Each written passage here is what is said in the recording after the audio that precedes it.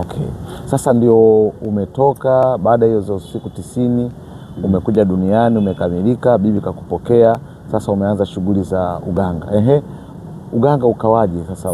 Wana umetoka siku 90 huko ilikuwaje? Sasa nilipokabidhiwa bibi alivyonikubalia, kwanza nilipingana na ile hali ya uganga. Yaani nilikuwa sihitaji kuwa mganga. Nilihitaji niwe msomi mkubwa wa dini. Kwa sababu mimi nimezaliwa nje ya ndoa. Kwa hiyo dini, mtoto wa nje ya ndoa anakuwa hana nafasi. Ili uwe na nafasi unatakiwa uwe na elimu ya kutosha katika dini. Sababu mtoto wa nje ya ndoa huwezi ukawa shekhe mkuu. Okay. Huwezi kuwa ulama, huwezi kuwa mtu fulani, yani kwenye ngazi ya dini huwezi, kwa sababu wewe ni mtoto wa nje ya ndoa. Ili ujitakase unatakiwa uwe na elimu ya kutosha. Kwa hiyo nilitamani iwe hivyo. Lakini sasa kwa sababu majini walinichagua, ikabidi sasa nirudi. Kwa hiyo nilitoka zangu Zanzibar, nilitoka Tanga nikaenda Zanzibar, nikaanza kazi ya uganga kule Zanzibar. Nilikuwa mganga na natibia. Nianza kutibia rasmi 2000 ndo nimeanza kutibia rasmi. Kwa nikaanza kutibia pale. Lakini wakati natibia nina elimu ya kutosha. Qur'an naifahamu ya kutosha. Kwa hiyo nilipoanza kutibia ndo maarufu sasa ndo ukaanza kuja Shamte, kwa sababu mimi nilikuwa natumia kitabu. Alikuwa anatumia kitabu? Kitabu kinaitwa, nilikuwa na vitabu vyote, lakini hicho kitabu kilikuwa kinaitwa kwa Kiswahili ni Haka. Ni Haka. Sasa hicho kitabu ndo nilikuwa natumia kwa ajili ya kutibia. Lakini pia nilikuwa nakitumia kwa ajili ya usafiri. Kwa sababu mimi toka mwaka 2000 mpaka 2017 sijawahi kupanda gari. Kwa hiyo ulikuwa unakipanda hicho kitabu? Kile kitabu ndo ulikuwa usafiri. Na kila safari ina aya yake. Yaani kila safari kuna sehemu nasoma na kwenda safari. Pengine mtazamaji angependa kufahamu, kwa mfano unataka kwenda Morogoro, ulipaswa kusoma aya gani na nini ambacho kinatokea mpaka unafika Morogoro? Sasa kwa sababu umbali unakuja, kwa mfano kama ulivyosema Morogoro, tuseme nipo Dar es Salaam natakiwa niende Morogoro. Kwa kile kitabu ni mwendo wa dakika 5 au 6. Kwa sababu ni karibu. Kwa hiyo nasoma sura ya masafa mafupi, yaani yasiozidi dakika 10. Na zile sura unavyozisoma maana yake unazisoma kwa ajili ya safari, ila ukifika safari bila kusoma kitabu maana yake uendi tena kusafiri, na unavyosoma zile haya pale zinayayuka. Yaani kwa kifupi shetani hazoeleki. I say. Kwa hiyo sasa wewe ukawa unasafiri kwa kutumia hicho kitabu. Hukuwahi kupanda gari? Sikuwahi kupanda gari. Nimekuja kupanda gari mimi baada ya kuokoka. Sasa unaposema ukawa unatumia hicho kitabu, manake ukawa unapaa, manake ukawa sasa ni ninapaa. Ukawa unapaa. Manake ile tunaita mwanga. Ukawa mwanga. Wanasemaga ni mchawi, sijui mchawi au mwanga. Hapo kuna tofauti gani? Kuna mwanga, kuna mnajimu, kuna mchawi, kuna mganga, kuna vibwengo. Nini tofauti kati ya mwanga, mchawi, mnajimu, vibwengo? Tofauti yao ni? Mwanga ni mtu ambaye mwenye viwango vikubwa. Anaweza mambo yote na anafanya jambo lolote kwa wakati wowote. Yaani mwanga anaweza akaondoka muda wowote. Yaani anaweza akaruka muda wowote, masaa 24. Lakini mchawi anasubiri usiku. Mchawi anasubiri usiku. Mnajimu ni mtabiri wa mambo ya nyota na mambo mengine haya, yaani tunaweza ukasema nabii. Alafu kuna mganga. Mganga tunasema ni shushushu. Mganga ni shushushu. Yaani ni shushushu tu fulani hivi kwenye kazi za mchawi au za mnajimu, yaani mchawi, mnajimu na mwanga. Yaani mganga sio msema kweli, yaani unaweza ukarogwa na mchawi lakini mganga akakwambia umerogwa na mamako. Tunasema mfitinishaji au mbea. Sasa katika hizo, kwa hiyo katika hizo level zote ni level gani ni level gani ambayo ni ya juu kuliko wote kati ya mwanga?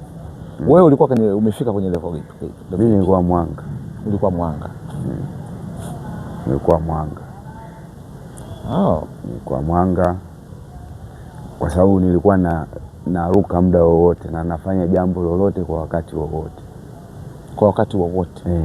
Nilikuwa nafanya jambo lolote kwa wakati wowote. Maanake ndo nilikuwa sicheki na mkubwa, sicheki na mdogo. Yaani mimi muda wote nilikuwa cool. Kwa sababu kazi yangu ndo ilikuwa inanitaka hivyo, nisiwe mtu wa huruma. Mwanga sio mtu wa huruma. Mwanga sio mtu wa huruma. Mwanga hurumii mtu. Kuna tukio gani ambalo uliwahi kulifanya ukiwa katika hiyo nani ya mwanga ambalo ulifanya wakati wowote unakumbuka labda ulishawahi kulifanya? Tukio kama lipi? Tukio lolote ambalo ulishawahi kulifanya ukiwa mwanga ambalo lilikutambulisha kwamba wewe ni kiboko kweli kweli? Tukio nalikumbuka kugombea cheo kwenye umoja wa wanga, wachawi na wanajimu na waganga Tanzania. Kwa hiyo kwenye kugombea kwenye cheo, kutafuta cheo kule kwenye lazima kugombea. Lazima ugombee na uonyeshe uwezo. Kwa hiyo ulipata hiyo nafasi? Ukawa nani kwenye nafasi ya ukatibu? Katibu wa UWWT. UWWT chake nini? Umoja wa wachawi, waganga, umoja wa wanga, wachawi, wanajimu na waganga Tanzania. Yote ukawa ni katibu? Ilikuwaje hilo tukio? Hilo katibu, hilo tukio, mimi nilikuwa mwanachama Zanzibar wa umoja wa waganga na wanga Tanzania. Kwa hiyo kule nilikuwa mwanachama tu wa kawaida. Lakini kwa sababu kuna mzee mmoja hivi niko naye karibu sana, wakaniambia kwa nini Shamte usigombee hii nafasi? Kwa hiyo tukatoka Zanzibar tukaja Dar es Salaam,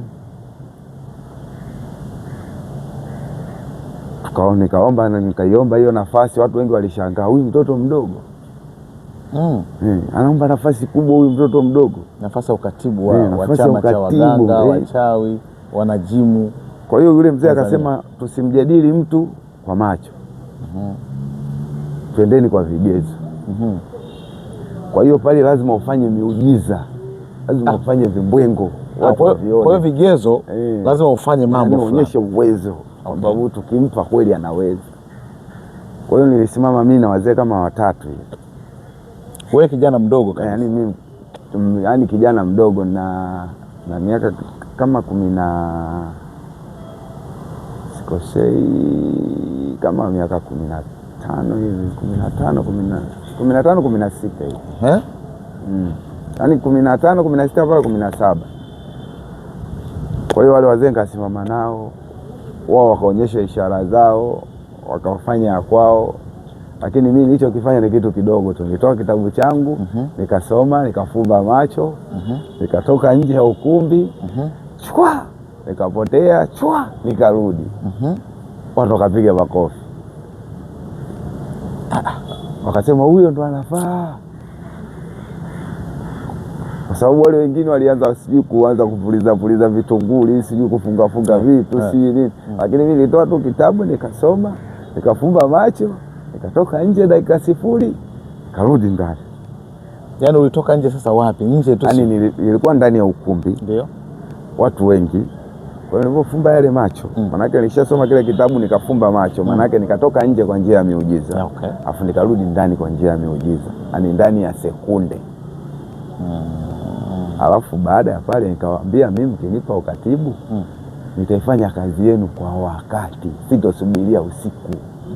Yaani mimi mkisema jambo tunalitaka leo, tunalitaka saa 8, basi saa 8 mtalipata. Kwa hiyo na uwezo wa kufanya hiko kitu.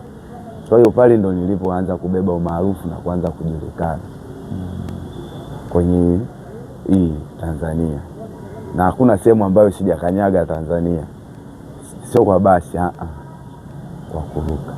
Kwa kuruka? Yani kuruka kichawi. Naijua Tanzania kwa staili hiyo. Umekanyaga sehemu yote? Na Tanzania naijua vizuri. Unajua vizuri kila sehemu? Yani Tanzania naijua vizuri, yani Tanzania yenyewe na Watanzania wenyewe.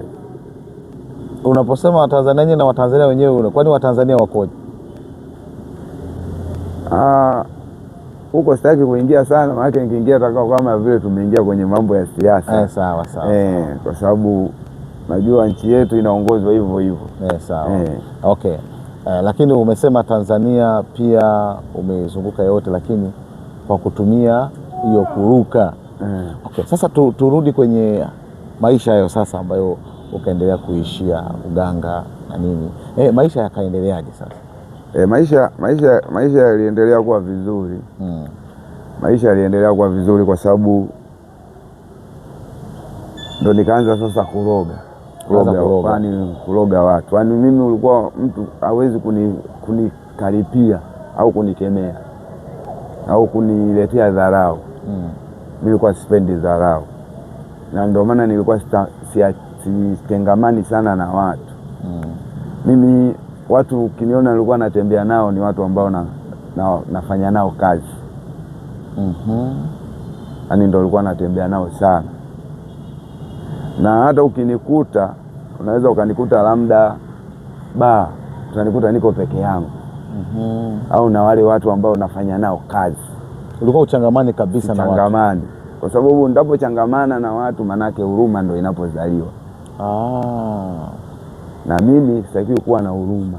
Hukutakiwa kuwa na huruma? Sikutakiwa kuwa. Ni sheria? Ni sheria.